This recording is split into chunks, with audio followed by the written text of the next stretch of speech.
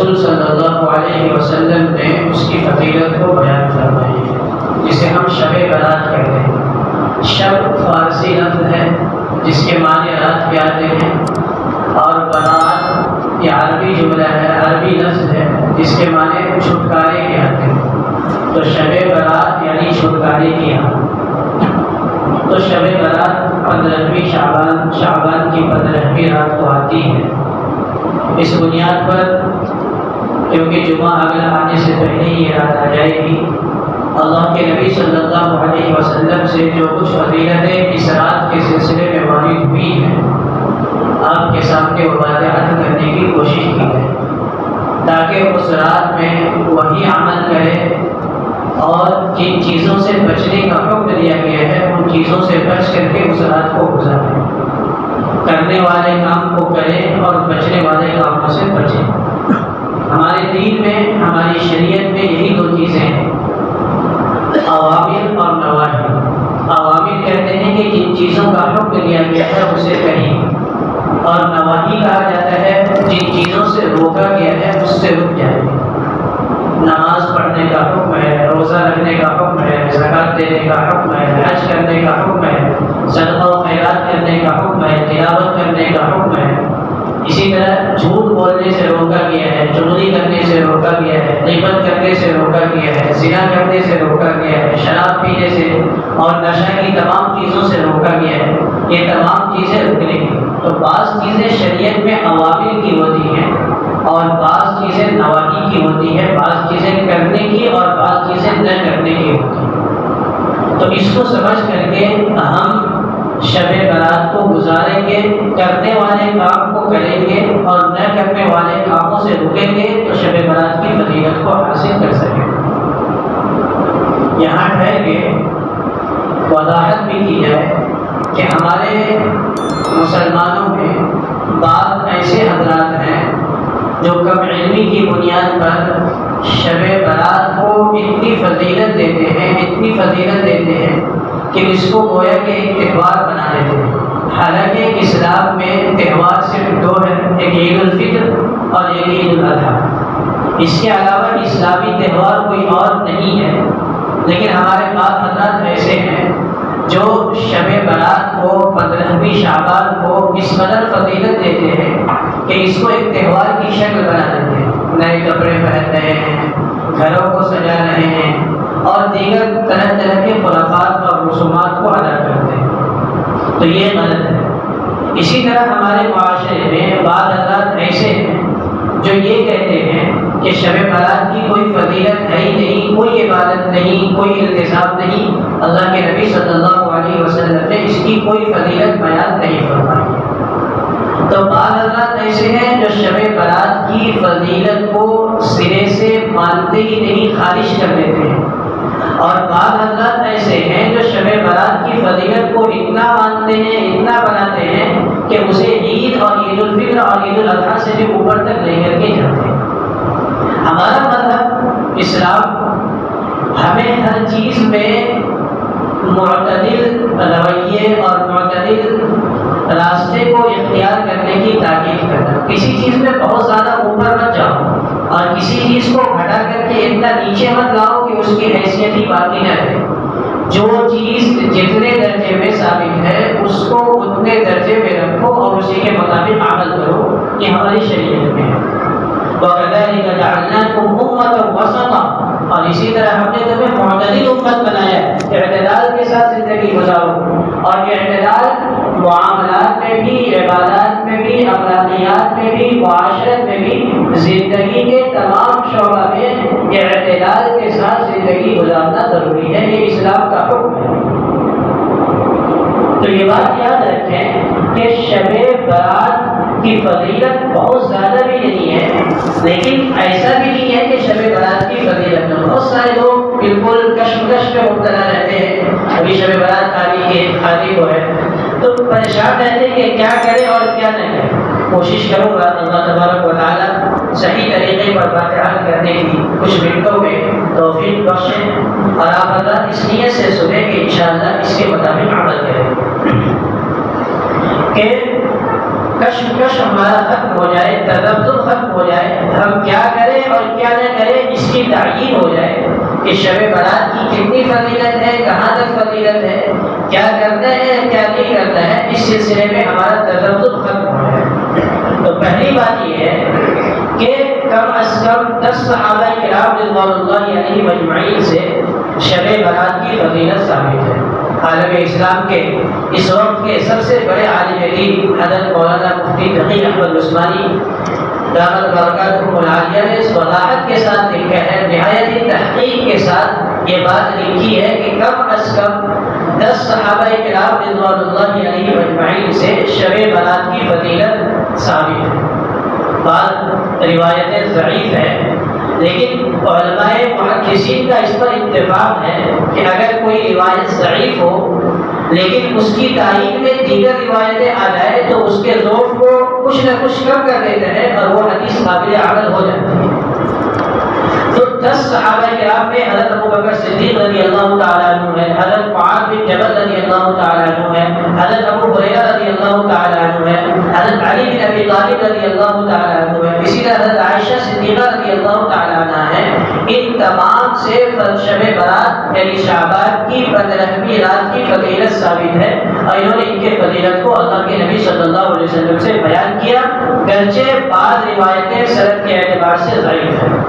یہ بعض روایتیں جو سند کے اعتبار سے ضعیف ہیں، اسی بنیاد پر ہمارے بعض حضرات یہ کہتے ہیں کہ شب برات کی کوئی فضیلت نہیں ہے۔ خیر القرون میں یعنی صحابہ کرام رضوان اللہ علیہم اجمعین کے زمانے میں، تابعین کے زمانے میں، تبع تابعین کے زمانے میں، صحابہ کا زمانہ جنہوں نے صحابہ کو دیکھا اسے تابعین کہتے ہیں، اور جنہوں نے تابعین کو دیکھا اسے تبع تابعین کہتے ہیں۔ ایک سلسلہ ہے خیر القرون یعنی بہترین زمانہ، حضور صلی اللہ علیہ وسلم کا زمانہ سب سے بہترین زمانہ تھا، اس کے بعد صحابہ کا، اس کے بعد تابعین کا، اس کے بعد تبع تابعین کا، اور جس قدر نبی اکرم صلی اللہ علیہ وسلم کے زمانے سے دوری ہوتی جا رہی ہے اتنی ضلالت اور گمراہی دنیا کے اندر پھیلتی جا رہی ہے۔ تو خیر القرون میں صحابہ، تابعین، تبع تابعین کے دور اور زمانے میں اس رات کی فضیلت کی بنیاد پر اعمال کا کرنا ثابت ہے۔ صحابہ کرتے تھے، تابعین کرتے تھے، تبع تابعین کیا کرتے تھے، اعمال کو کیا کرتے تھے۔ لیکن اس رات میں کیا عمل کریں؟ ابھی آج شعبان کی 12 تاریخ ہے، رات آئے گی 13 تاریخ ہوگی، سنیچر کا دن آ کر کے رات آئے گی 14ویں تاریخ ہوگی، اور اتوار کا دن گزر کر کے رات آئے گی تو وہ شعبان کی 15ویں تاریخ ہوگی۔ اب یہ اتوار کا دن جو اس ہفتے آ کر کے گزرے گا اور رات آئے گی تو اس رات میں ہم کیا کریں گے؟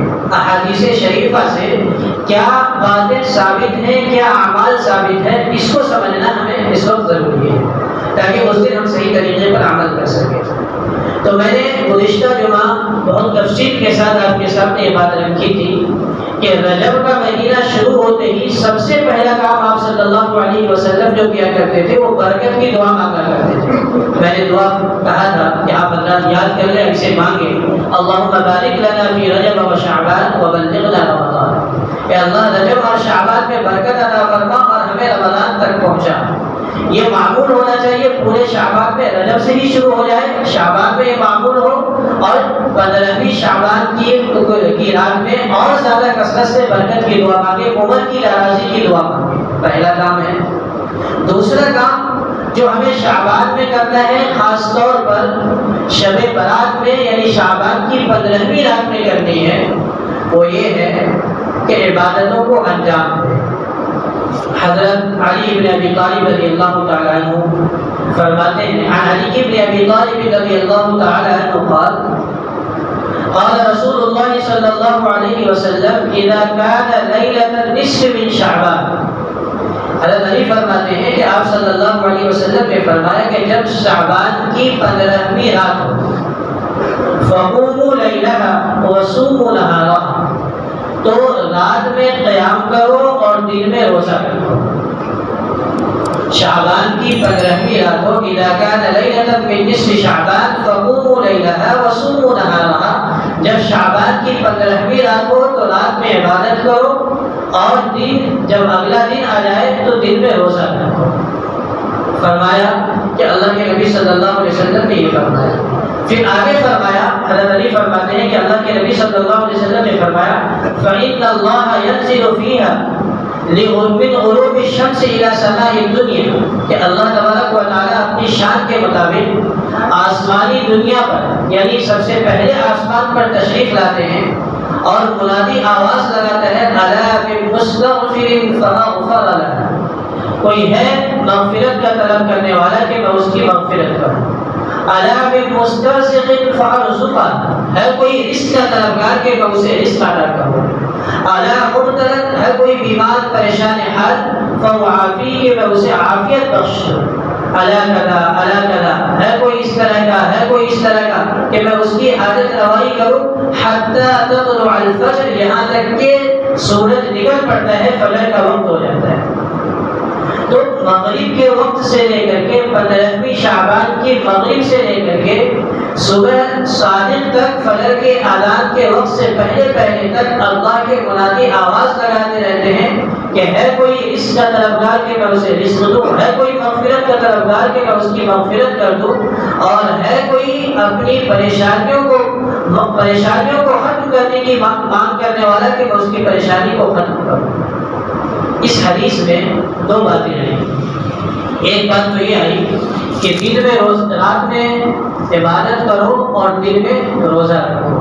گزشتہ جمعہ میں نے آپ کے سامنے یہ بات رکھی تھی کہ حضرت عائشہ صدیقہ رضی اللہ تعالیٰ عنہ نے فرمایا کہ آپ صلی اللہ علیہ وسلم جتنی کثرت سے شعبان کے مہینے میں روزہ رکھتے تھے اتنی کثرت سے کسی اور مہینے میں روزہ نہیں رکھتے تھے۔ رمضان کا روزہ تو فرض ہے، لیکن رمضان کے بعد اگر آپ صلی اللہ علیہ وسلم کسی مہینے میں کثرت سے روزہ رکھتے تھے تو وہ شعبان المعظم کے مہینے میں روزہ رکھتے تھے۔ تو پورے مہینے کی فضیلت ثابت ہے، لیکن یہ روایت جو حضرت علی رضی اللہ تعالیٰ عنہ کی ہے یہ ضعیف ہے، لیکن کیونکہ پورے مہینے میں روزہ رکھنے کی بات آئی ہے اس لیے 15 شعبان کو روزہ رکھ لینا گرچہ سنت نہیں ہے لیکن باعث اجر ہے، کوئی آدمی رکھتا ہے تو وہ ثواب کا مستحق بنے گا۔ تو یہ بات بہت ہی وضاحت کے ساتھ سمجھ لینی چاہیے۔ بعض لوگوں کو اشکال ہوتا ہے اور محرم الحرام کے طریقے پر یہ پوچھتے ہیں کہ 14-15 کو رکھیں یا 15-16 کو رکھیں۔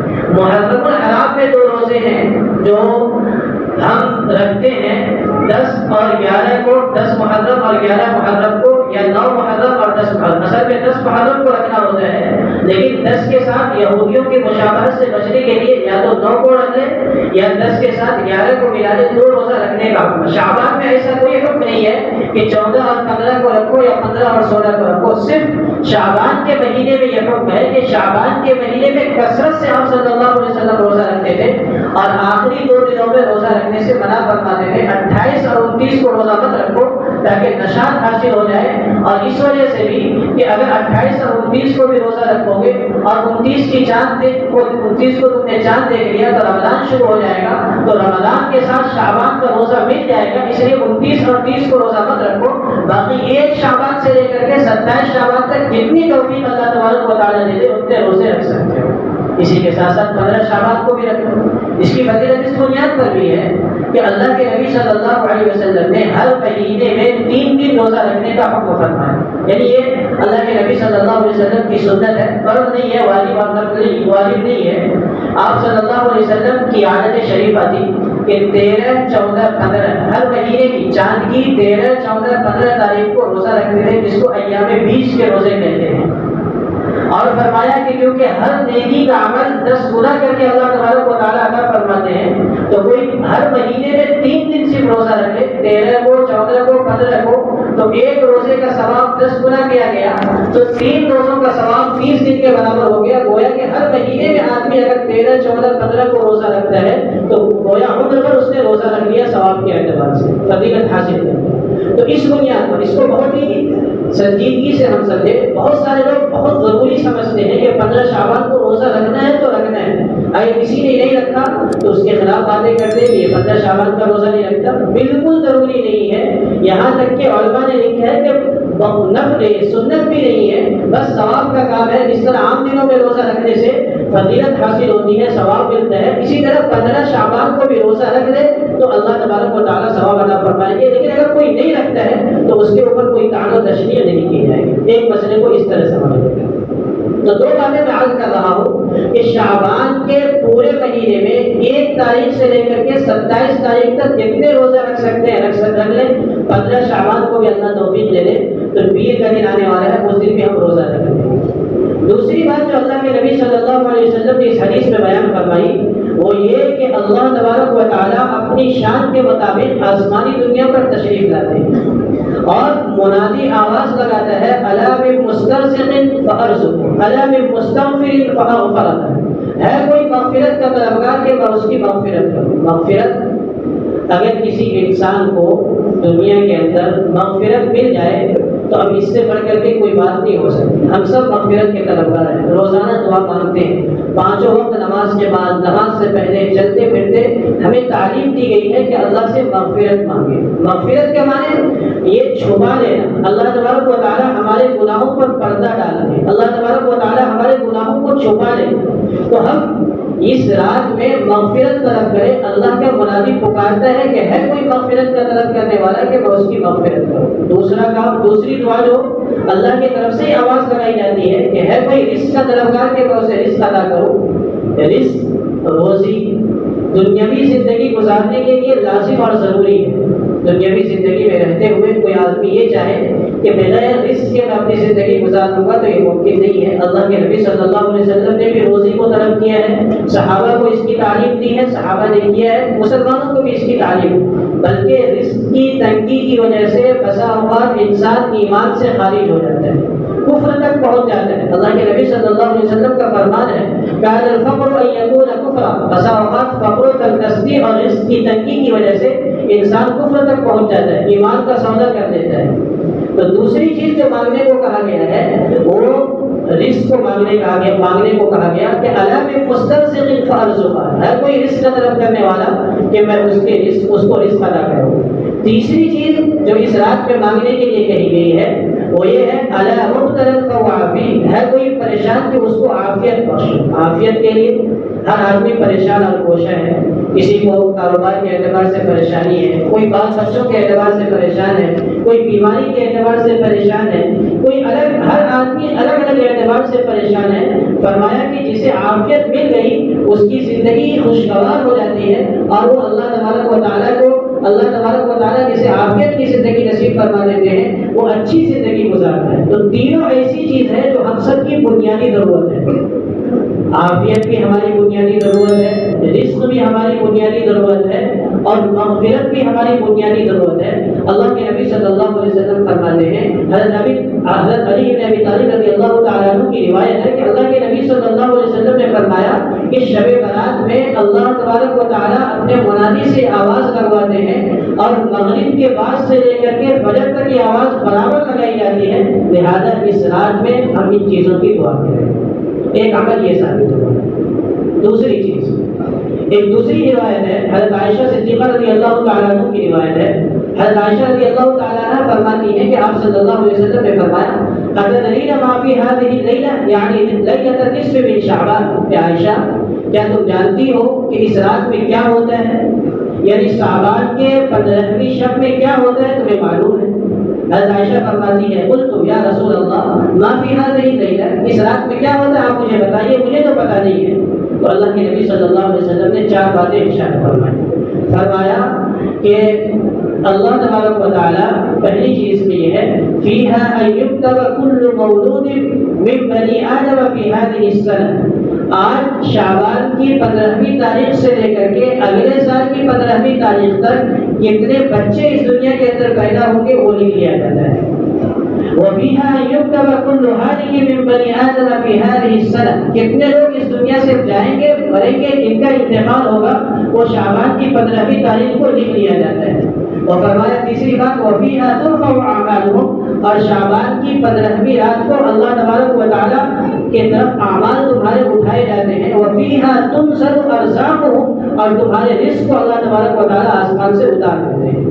یہ 4 چیزیں شعبان کی 15ویں شب کے بارے میں بیان کی گئی. پہلی بات کتنے بچے پیدا ہوں گے پورے سال میں اس کی فہرست، اس کے فیصلے ہو جاتے ہیں. دوسری بات کتنے لوگ اس دنیا سے جائیں گے اس کے فیصلے ہو جاتے ہیں. تیسری بات ہمارے اعمال اللہ تبارک و تعالیٰ کی بارگاہ میں پیش کیے جاتے ہیں سال میں 1 مرتبہ. اور چوتھی بات یہ کہ اللہ تبارک و تعالیٰ کس کے مقدر میں کتنی روزی لکھی شعبان کی 15ویں رات میں اللہ تبارک و تعالیٰ فرشتوں کے حوالے کر دیتے ہیں. اسی کو فرمایا وَفِيهَا تُرْفَعُ أَعْمَالُهُمْ وَتُنْزَلُ أَرْزَاقُهُمْ, تمہارے رزق کو اتار دیا جاتا ہے. تو جب یہ بات ہے کہ اس رات میں شعبان کی 15ویں رات میں اللہ تبارک و تعالیٰ کتنے بچے پیدا ہوں گے اس کو لکھ لیتے ہیں. تو جو صاحب اولاد نہیں ہے, اللہ نے جن کو اولاد کی نعمت سے محروم رکھا ہے اپنی حکمت کی وجہ سے, تو اللہ کے واسطے وہ دعا بھی کرے, کیونکہ اللہ اس رات میں فیصلے اتارتے ہیں. میں نے گزشتہ ہفتہ کہا تھا کہ بہت سارے ایسی چیزیں ہوتی ہیں کہ دعا کی وجہ سے اللہ تبارک و تعالیٰ اس کے تقدیر میں لکھ دیتے ہیں. بعض چیزوں کا فیصلہ ہو جاتا ہے. حضرت عائشہ رضی اللہ تعالیٰ عنہ کی روایت ہے کہ آسمان سے بعض مصیبتیں انسان کے لیے اتر جاتی ہیں, لیکن آدمی باقاعدگی سے دعا کرتا رہتا ہے, اللہ اس مصیبت کو ختم فرما دیتا ہے. تو اگر اللہ نے اولاد کی نعمت سے ابھی تک ہم میں سے کسی کو محروم رکھا ہے, تو 15ویں شعبان کو اگر اللہ توفیق دے دے تو اپنے لیے اولاد کی دعا مانگے. دوسری چیز, کون آدمی اس شعبان سے اس شعبان کے درمیان اس دنیا سے جائے گا اس کا بھی فیصلہ ہو جاتا ہے. اب ہم میں سے کون اس بات پر یقین کے ساتھ اس بات کو کہہ سکتا ہے کہ ہم زندہ ہی رہیں گے؟ ہو سکتا ہے کہ آج ہم کاروبار کر رہے ہیں 15 شعبان کو, اور اگلے 15 شعبان سے پہلے ہم اس دنیا سے چلے جائیں. آج کپڑا بیچ رہے ہیں اور کل ہمارا قبر میں جانا طے ہو جائے, اور کسی کو قبر میں اتار رہے ہیں اور اگلے شعبان کے آنے سے پہلے ہمارا قبر میں جانا طے ہو جائے. ہر مرنے والا جو سال بھر میں مرے گا اس کی فہرست اللہ تبارک و تعالیٰ فرشتوں کے حوالے میں, پھر رزق کی دعا مانگے. اسی طرح اللہ تبارک و تعالیٰ کے یہاں ہمارے اعمال پیش کیے جائیں گے. تو ایسی صورت ہو کہ ہم اعمال اچھے کر رہے ہو, قرآن کی تلاوت کر رہے ہو, نماز پڑھ رہے ہو, روزہ رکھے ہوئے ہو دن کے اندر, اور اسی طرح اچھے اعمال کر رہے ہو, اس حال میں اگر اللہ کے دربار میں ہمارے اعمال پیش کیے جائیں گے تو ہماری خوش قسمتی ہے. تو یہ دو باتیں ہوں, 2 حدیثیں میں نے آپ کے سامنے عرض کی. تفسیر کرنے کا بہت زیادہ موقع نہیں ہوتا. تیسری حدیث جو حضرت عائشہ صدیقہ رضی اللہ تعالیٰ عنہ کی ہے, اور اس سلسلے میں بھی ہمارے معاشرے میں خرافات ہے, رسومات ہیں, وہ ہے قبرستان جانا. 15ویں شعبان کو 15ویں شعبان کی رات میں قبرستان جانا یہ ہمارے معاشرے کے اندر رائج ہے اور بہت زیادہ رائج ہے. حدیث ہے اللہ کے نبی صلی اللہ علیہ وسلم کی, حضرت عائشہ صدیقہ رضی اللہ تعالیٰ عنہ فرماتی ہیں وقت رسول اللہ صلی اللہ علیہ وسلم لیلۃ, ایک رات میں نے حضور صلی اللہ علیہ وسلم کو اپنے بستر پر نہیں پایا. دوسری روایتوں میں تفسیر ہے کہ آپ صلی اللہ علیہ وسلم آئے, بستر پر سو گئے. جب میں سو گئی تو آپ صلی اللہ علیہ وسلم اٹھ کر کے چلے گئے. میری آنکھ کھلی تو میں نے دیکھا وقت رسول اللہ صلی اللہ علیہ وسلم, آپ صلی اللہ علیہ وسلم بستر پر تشریف فرما نہیں ہے. مجھے ڈر ہوا, خوف ہوا. تو وہ کہتی ہے کہ فخرجت, میں بھی گھر سے نکل گئی, رات کا وقت ہے کہ پیچھا کروں کہ آپ صلی اللہ علیہ وسلم آخر گئے کہاں. کہتی ہے فإذا هو بالبقيع, تو میں نے دیکھا کہ آپ صلی اللہ علیہ وسلم جنت البقیع میں, وہاں دعا, قبرستان ہے جنت البقیع مدینہ منورہ میں, فرمایا کہ آپ صلی اللہ علیہ وسلم وہاں دعا مانگ رہے ہیں. میں جب دیکھی آپ صلی اللہ علیہ وسلم کو قبرستان میں ہے تو میں الٹے پیر بھاگ کر کے اپنے گھر پہ آئی اور سو گئی.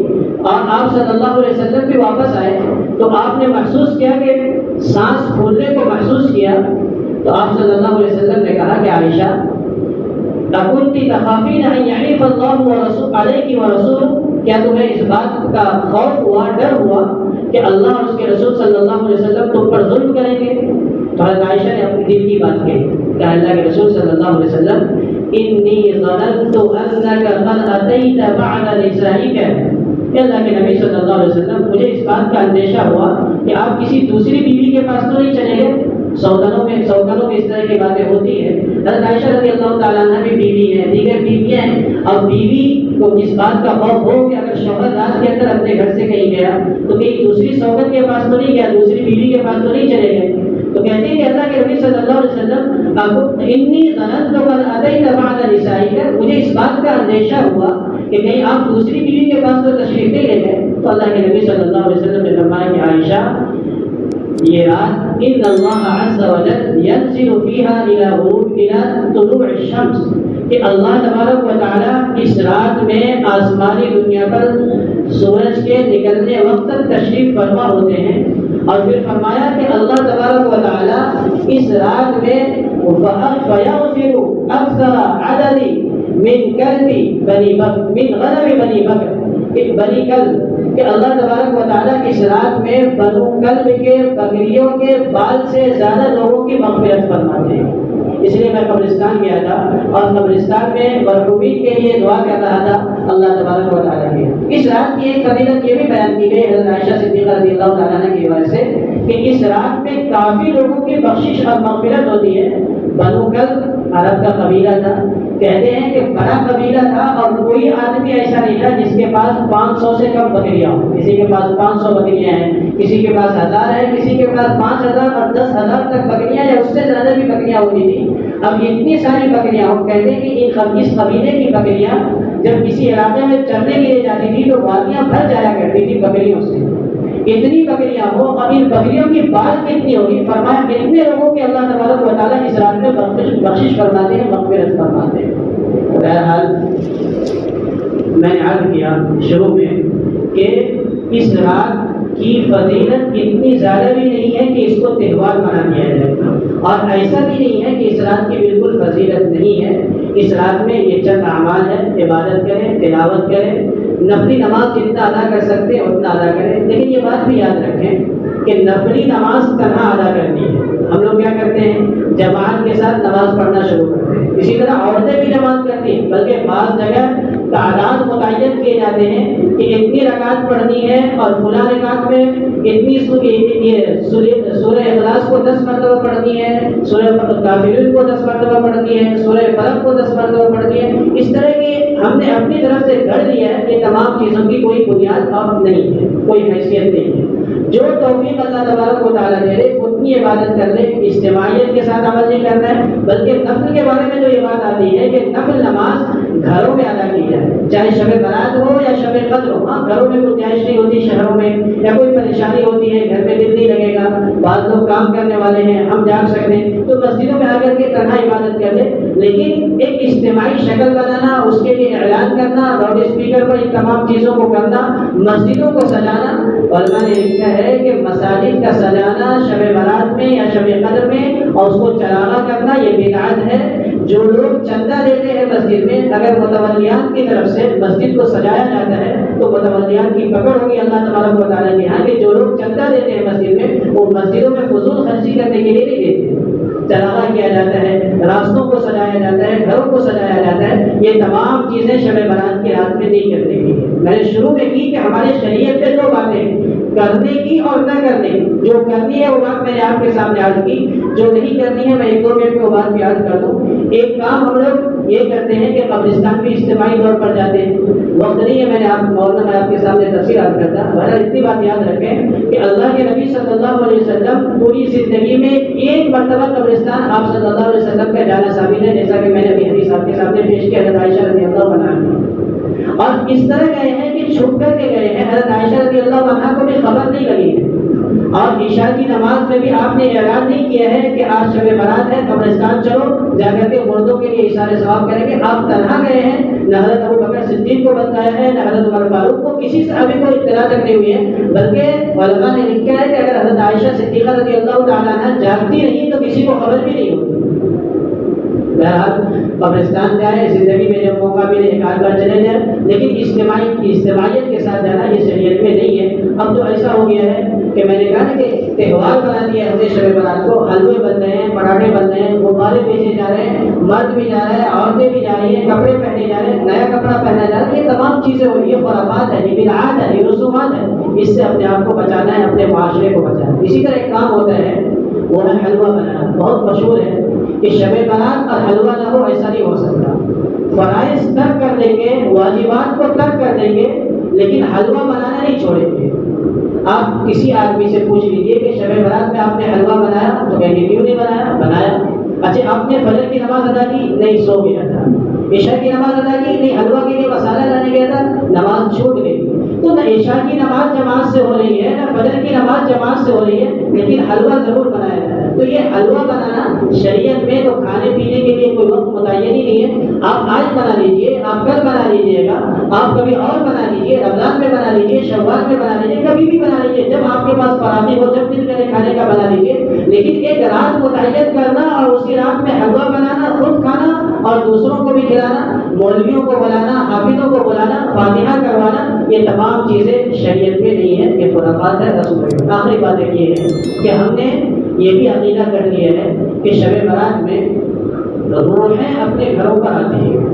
ہم سمجھتے ہیں بہت سارے لوگ گھروں میں کھانا بناتے ہیں، میرے والد کا انتقال ہو گیا، اس کو حلوہ بہت پسند تھا، اسے بریانی بہت پسند تھی، تو بنا کر کے دسترخوان بچھا کر کے اس پہ حلوہ رکھ دیتے ہیں، اس پر بریانی رکھ دیتے ہیں، اور یہ تصور کرتے ہیں کہ ہمارے والد صاحب آئیں گے اور کھانا کھا کر کے جائیں گے۔ تو یہ غلط تصور ہے، بے بنیاد باتیں ہیں، ان سب کی کوئی حقیقت نہیں۔ جو اس دنیا سے چلا گیا وہ اس دنیا سے چلا گیا، جو اچھا ہے وہ علیین میں ہوں گے، اور جو برا عمل کر کے گیا اسے اللہ تبارک و تعالیٰ آنے ہی کیوں دیں گے؟ جو اس دنیا سے چلا گیا وہ اپنے اپنے ٹھکانے پر پہنچ جاتا ہے، اس کی روحیں دنیا میں بھٹکتی پھرے، یہ ہمارا عقیدہ نہیں ہے، مسلمانوں کا عقیدہ نہیں ہے۔ تو بزرگوں یہ بات یاد رکھیں کہ جو کام کرنے کی ہے وہی کام 15 شعبان کو کریں گے، اور جو کام نہیں کرنے کی ہے اس کام سے ہم بچیں گے۔ آخری بات یہ ہے کہ یہ بات یاد رکھیں کہ دین اتباع کا نام ہے۔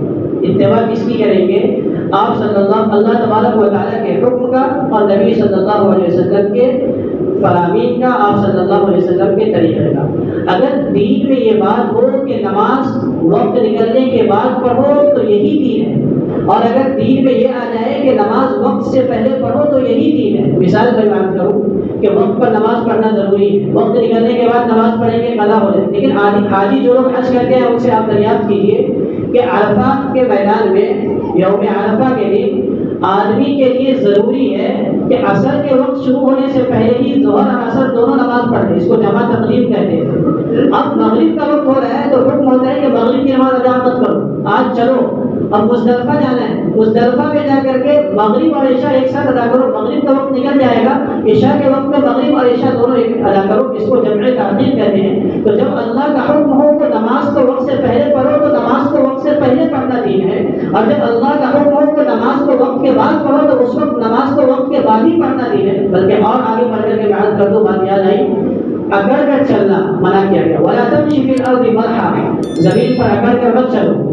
لیکن جو لوگ حج اور عمرہ کر کے آئے اس سے پوچھیے، اور آپ نے مسائل سنا ہوگا کہ عمرہ کرنے والے جب طواف کرتے ہیں یا حج کرنے والے طواف کرتے ہیں تو اس کے لیے یہ حکم ہے کہ ابتدائی 3 چکر میں رمل کریں گے، یعنی اکڑ کر چلیں گے، سینے کو تان کر کے چلیں گے، اینٹ کر کے چلیں گے۔ حالانکہ اینٹ کر کے چلنا منع ہے، لیکن آپ جب عمرہ کر رہے ہیں، طواف کر رہے ہیں تو شروع کے 3 چکر میں رمل کرنا ہے اور اکڑ کے چلنا ہے۔ اب اکڑ کے چلنا ہی دین ہے، تو جہاں اللہ تبارک و تعالیٰ کا جو حکم ہوگا اسی کے مطابق عمل کرنا دین ہے۔ دین خواہشات کی پیروی کا نام نہیں ہے، دین منمانی کا نام نہیں ہے۔ اللہ اور اس کے رسول صلی اللہ علیہ وسلم کے حکموں کو ماننا اور نبی اکرم صلی اللہ علیہ وسلم کے فرامین کے مطابق اپنی زندگی گزارنا، یہ دین ہے۔ اللہ تبارک و تعالیٰ شب برات میں جو اعمال کرنے کی ہے وہ کرنے کی، اور جو رکنے کی ہے ان سے رکنے کی ہم سب کو توفیق نصیب فرمائے۔ اور رمضان کی تیاری، اصل میں یہ تمام چیزیں جو رمضان کی تیاری سے متعلق ہے، اللہ تبارک و تعالیٰ رمضان کی تیاری کے لیے ہم سب کو توفیق نصیب فرمائے۔ آمین۔ وآخر دعوانا الحمد للہ۔